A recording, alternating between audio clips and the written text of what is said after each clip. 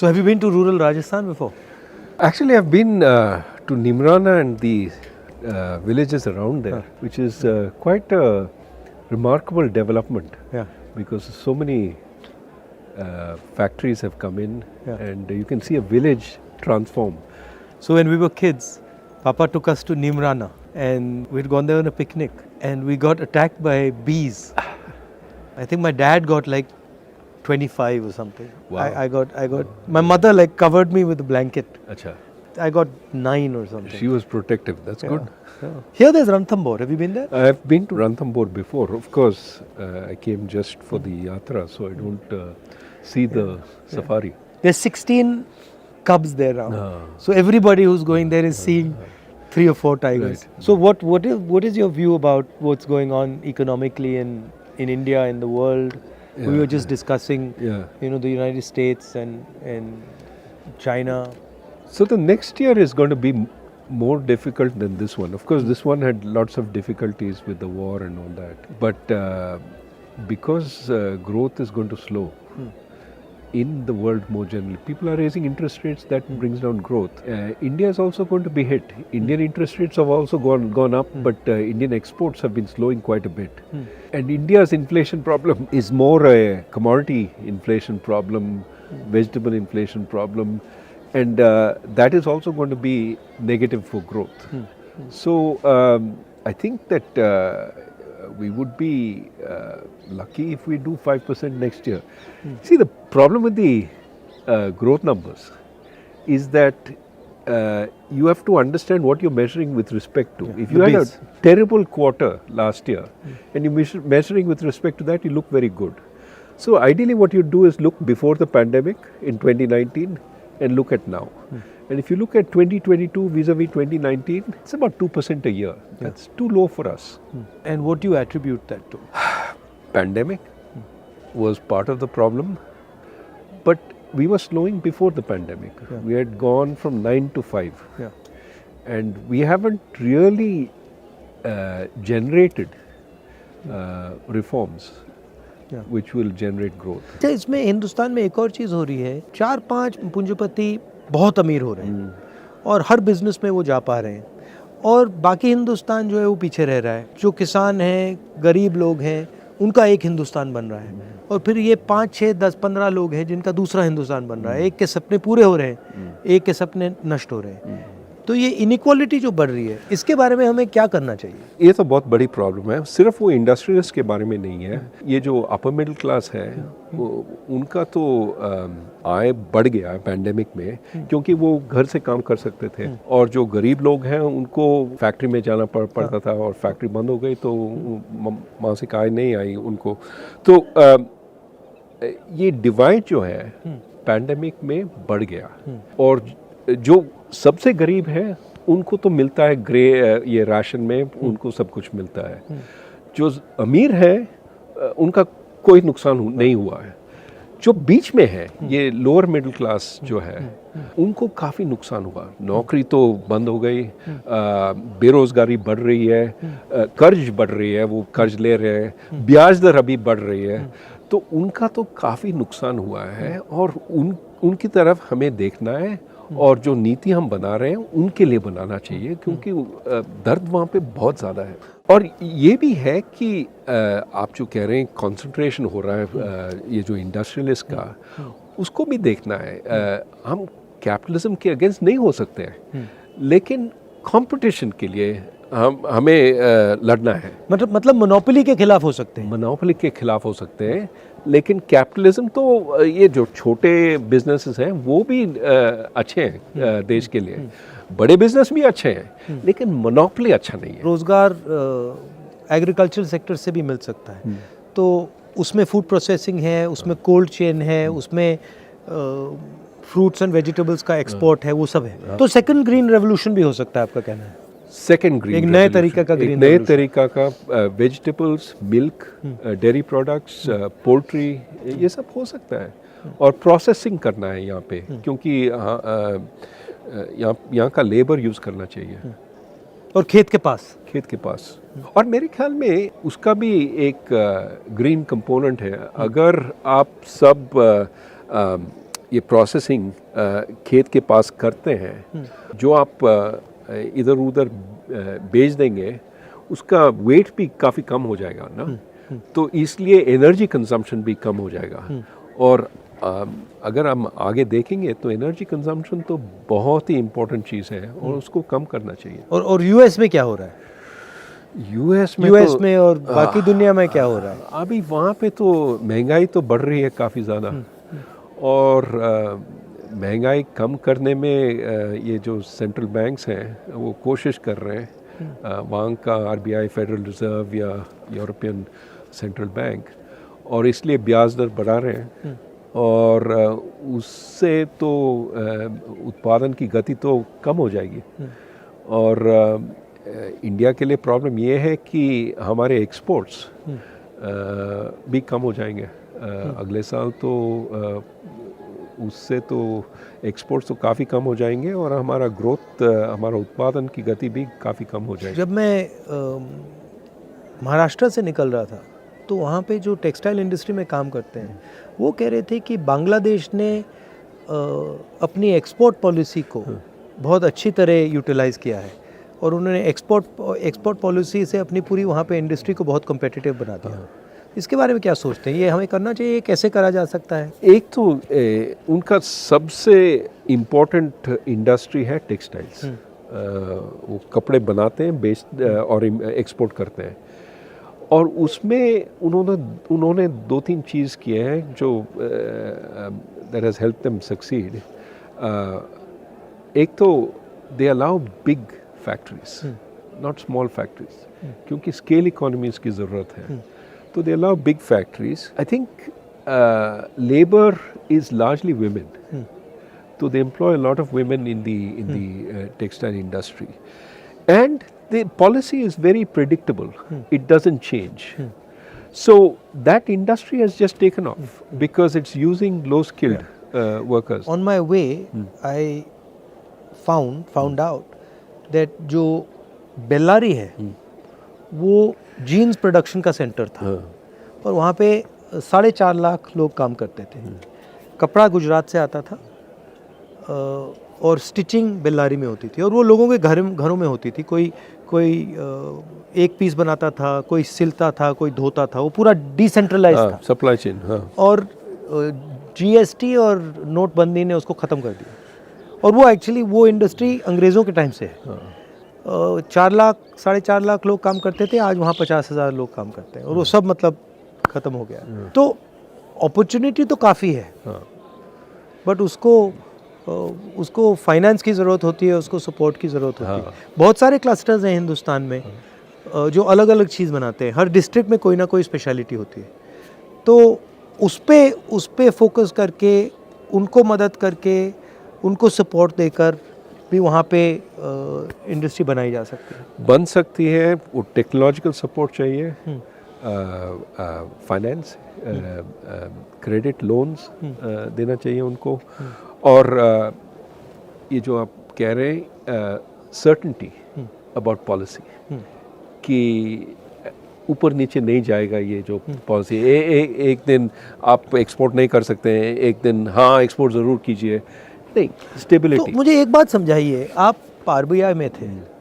अब हिंदुस्तान में एक व्यक्ति 2 लाख करोड़ रुपए का लोन ले सकता है, मतलब उसको पूरे के पूरे बैंक का पैसा मिल जाता है, मगर जब छोटा किसान या छोटा बिजनेस वाला बैंक लोन लेने जाता है तो उससे बहुत सारे सवाल पूछे जाते हैं, और एक्चुअली बड़ा वाला भी ज़रूरी है, छोटा वाला भी ज़रूरी है, मगर छोटे वाले को बिल्कुल इग्नोर कर दिया जाता है, छोटे वाले बिल्कुल इग्नोर कर दिए जाते हैं। तो ये होता क्यों है और इसको बदला कैसे जाए? अभी बदल सकते हैं, और ये जो आप पहले कह रहे थे इंफॉर्मेशन, ये जो छोटे जो बिजनेसेस हैं उनका तो एक वो तो बेचते हैं और एक रेवेन्यू स्ट्रीम है, उनका सेल्स है। अगर वो सेल्स अगर बैंक को मालूम पड़ता है कि ये जो सेल्स काफ़ी स्टेबल हैं, काफ़ी बढ़ रहे हैं, तो वो ऋण दे सकते हैं, they can lend. But we need that information to be collected and to made available. वो हो रहा है. अभी ये जो फिनटेक चल रहा है इंडिया में, उसमें they are starting to think about all this. But in India everything needs to be 10 times. But see, I don't know of a single Indian company that जो small medium company थी और अब बहुत बड़ी company हो गई. Right? मगर अगर आप US में देखें तो छोटी सी कंपनी 5, 7, 10 साल में बड़ी हो जाती है. तो ये हिंदुस्तान में क्यों नहीं होता? You're absolutely right. Too many of our small firms don't grow big. They die or they stay strong. So why is that not happening? That is needed. You need a path to grow. So here's the problem. They get used to some of the benefits of staying small. वो inspector नहीं आता है, आप GST आप taxes नहीं देंगे तो कोई आपको ट्रबल नहीं करेगा. तो they stay under the radar screen of the government instead of being helped by the government. What you need is, ठीक है, you stay under the radar screen until you get a business which works. But then once you start growing, I'm going to look at you, but I'm going to help you. I'm not going to just tax you. I'm not going to just make your life miserable with... We need that situation, right? So many of these small businesses get benefits. Now, as soon as they become bigger, we take away those benefits. Right. So there's no incentive to grow bigger. Why not instead say, okay, if you grow bigger, you will have these benefits for 5 years. Yeah. Then they will come off. Yeah. But then by that time you're so big, you don't care. Right. So can we do things like that? So you're saying that to make a transition from a small business to a big business in India, there's a huge cost that has to be sort of managed. Absolutely. Absolutely. Today and the cost is rent seeking in some way. Today it is largely rent seeking. Exactly. You see how many firms are stuck at 10 workers or 20 workers, because that's when the regulations start kicking in. I mean, I was thinking about it, the only one I can think of the top of my head is Haldiram's, which went from being a small fellow and he scaled up. And there are a couple of them, but they're not as many as they should be. We need many Haldirams, right? We need many Haldirams, and of course we have some of our tech firms that have grown very, very big. But we need far more of that. And you're exactly right, it's the growth which creates the jobs. Small firms by themselves don't create so many jobs, it's when they grow that they create so many jobs. We need to make that possible. अच्छा, बहुत सारे किसान मुझे कहते हैं कि जैसे ही उनकी फसल आती है वैसे ही commerce ministry export import policy को ट्विक कर देती है और उनके दाम उसी दिन गिरते हैं जब उनकी फसल उनके हाथ में आती है. ये तो बहुत बड़ी प्रॉब्लम है.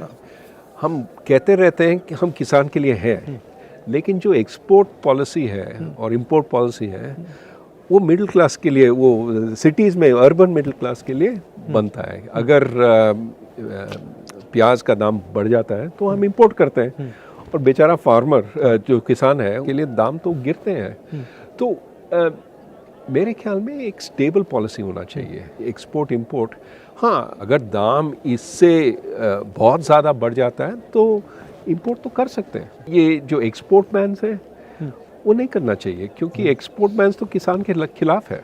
अगर आप किसान को कहते हैं कि आप एक्सपोर्ट नहीं कर सकते हैं तो डोमेस्टिक मार्केट में उनको बेचना पड़ता है और दाम तो कुछ नहीं मिलता. So how does one think about this unemployment issue, because it's everywhere. You know, I speak to kids and I ask them what you want to do, and they only answer five things. You know, lawyer, doctor, IAS, military, engineer. And so the imagination is, for most kids in India, is that we can only do these 5 things. And then the other thing is, most of them are not hopeful of getting even those jobs. नहीं, बेरोजगारी तो बहुत बड़ी problem है. और बात यह है कि लोग सिर्फ सरकारी नौकरी चाहते हैं क्योंकि उसमें पेंशन है, ये है, वो है और सिक्योरिटी है. और वो ढूंढते हैं, इम्तहान देते रहते हैं. और आप जानते हैं कि बहुत ही कम लोग सरकार में काम कर सकते हैं. अगर आप पूरे जो नौकरी है सरकार में आप उनको अगर ओपन भी करते हैं तो ज़्यादा से ज़्यादा 1%, 2% वहाँ पे एम्प्लॉय हो जाएंगे. तो इसलिए मेरे ख्याल में हमें प्राइवेट सेक्टर को बढ़ाना है, क्योंकि वहाँ पे नौकरी रोज़गारी आगे बढ़ा सकते हैं वहाँ पे. और एक तो प्राइवेट सेक्टर, एक एग्रीकल्चर में अगर हम टेक्नोलॉजी ले आते हैं वहाँ पे तो वहाँ पे भी नौकरी पैदा हो सकते हैं। और ये जो फॉर्मल सेक्टर है हम सिर्फ मैन्युफैक्चरिंग को देख रहे हैं, ये PLI स्कीम वगैरह, लेकिन हमें सर्विसेज को भी देखना है कि क्योंकि सर्विसेज में नौकरी काफ़ी ज़्यादा नौकरी पैदा हो सकती है। और आप पहले कह रहे थे कि अब एक नए तरीके की सर्विसेज की नौकरी आ रही है। ज़रूर, आजकल ये जो कंसल्टिंग फर्म्स हैं वो पहले अमेरिका में बेचते थे अपने सर्विसेज और इंडिया में बैक ऑफिस का काम करते थे, ये पावर पॉइंट प्रेजेंटेशन ये वो।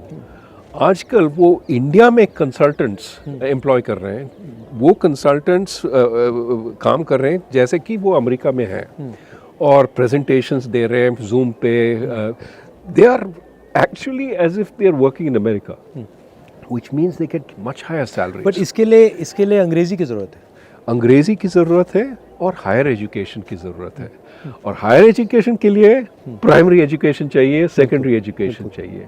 तो अभी आप जानते हैं ये पैंडेमिक हुआ है और काफ़ी सारे बच्चे अभी स्कूल नहीं गए, 2 साल के लिए नहीं गए, ना सिर्फ सीखे नहीं 2 साल के लिए, लेकिन भूल भी गए। तो अभी देर 3 years behind there class, time ज़ाया हो गया उनका। हाँ, तो अब क्या करेंगे, हम उनको वापस ले आते हैं और we don't take into account कि they not able to deal with the class there in. So the problem is we're going to suffer. These kids are not going to be able to do the high quality work. So we have to pay a lot more attention to education. One of the things that I'm noticing while I'm walking is what's being done to the small and medium businesses in this country. And the backbone of employment in the country, and all of them are complaining, and they're complaining of an unfair GST, they're complaining of course of demonetization, COVID, but they're also complaining of no support for small businesses, and most of them can't ever imagine transforming from a small business to a big business. That just, it's not even in their mind. Like I asked them, so do you see yourself actually scaling up? And they're like, well, no, that's impossible. So how do you think about that issue? No, so we have gone about this process of maybe unintended formalization. Demonetization forced a lot of companies that were informal to go out of business. GST is forcing a lot of small companies that earlier didn't pay significant taxes.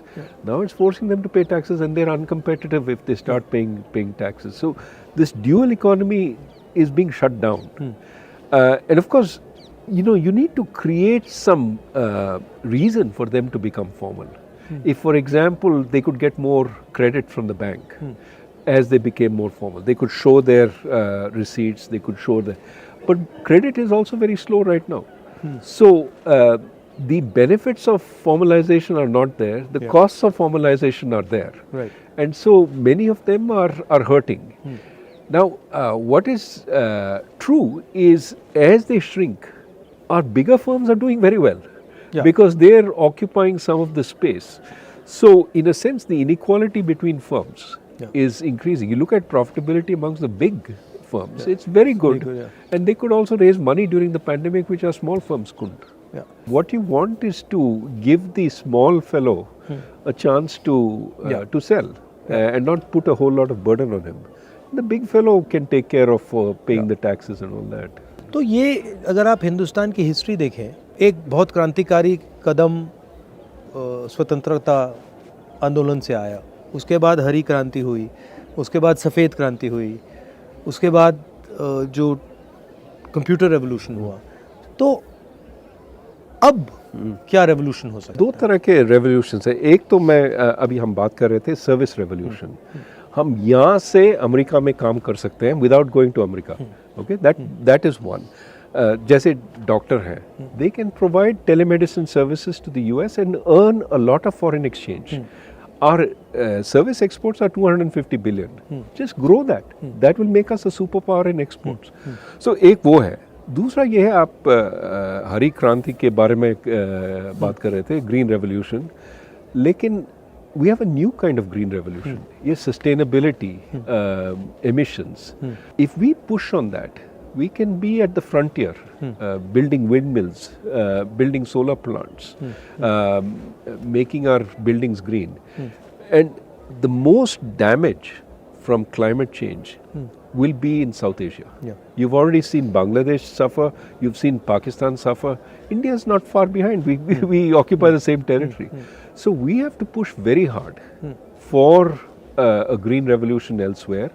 But also we can be at the forefront because everybody is trying to get in. We can make a lot of windmills, solar, because we have a huge demand. But we can also, innovate. And so I think there are lots of possibilities. But we should be forward thinking. मैं एक बार parliament में जा रहा था और parliament के वहाँ पे जो सिक्योरिटी गार्ड्स हैं उनसे मेरी दोस्ती है. तो मैंने उन एक सिक्योरिटी गार्ड से पूछा, भाई क्या कर रहे हो? तो उसने मुझे कहा बहुत मज़ा आ रहा है. मैंने कहा क्या हुआ? उसने कहा मैंने अदानी के स्टॉक खरीदे हैं और उसके बहुत सारे पैसे बन रहे थे. मगर मैंने सोचा कि वो सैलरीड क्लास का है और ऐसा काम करना उसके लिए काफ़ी रिस्की है, मगर उसको रिस्क नहीं समझ आ रही. स्टॉक मार्केट बढ़ती जा रही है और मैं देखता हूँ टीवी पे देखता हूँ कि एडवर्टीजमेंट्स आते हैं कि भैया स्टॉक मार्केट में इन्वेस्ट करो और जो सॉर्ट ऑफ रिलेटिवली फाइनेंशियली कमज़ोर लोग हैं वो भी इसमें वो अभी स्पेकुलेट कर रहे हैं. तो इसमें काफ़ी रिस्क होता है. तो इसके बारे में आपकी क्या राय है? जो रिटेल इन्वेस्टर है बिल्कुल नया है और मतलब थोड़ा सा पैसा है उसके पास, वो पूरा का पूरा इसमें डाल रहा है. ज़रूर, वो समझते नहीं है. वो देख रहे हैं कि इसका रिटर्न बहुत ही अच्छा है तो इसमें हम पैसा डालेंगे.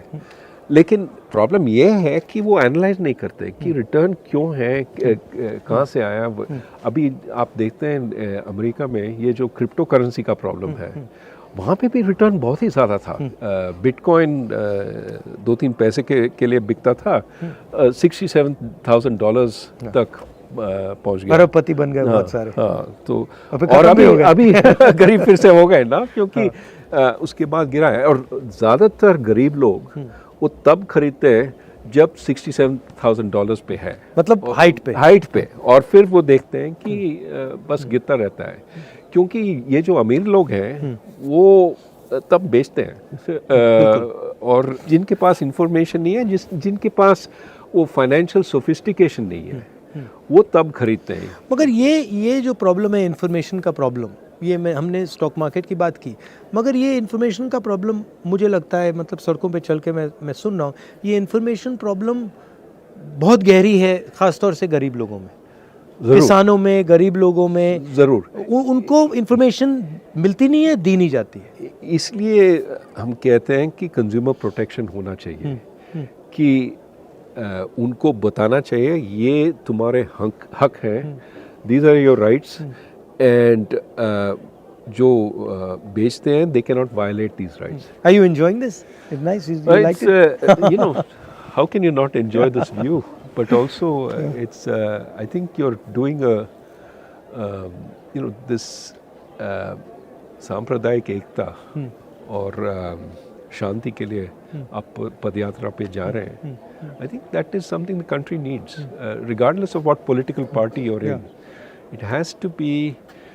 भारत को जोड़ना है. बिल्कुल. और शांति से, भाईचारे से फायदा होता है. और अगर आप सोचेंगे, कोई कह रहा था कि आपने एक भाषण में ये कहा था कि which house can stand when the brothers are fighting? Yeah. It can't. They have to be. You have to have internal harmony to have external security.